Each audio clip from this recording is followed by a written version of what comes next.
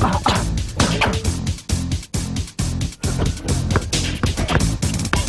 you want to know one of the best ways to create your shot off the dribble?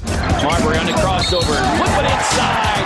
Another one of his dazzling offensive moves. What's up? I'm Stephon Marbury, and today I'm going to show you how to do the crossover dribble.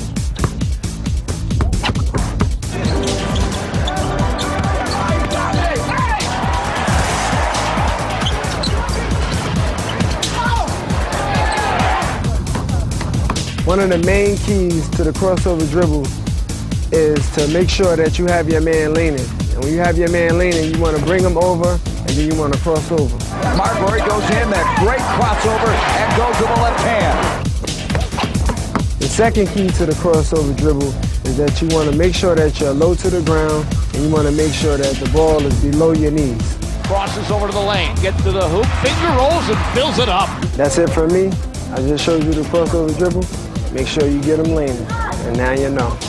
Once you get across, it's over.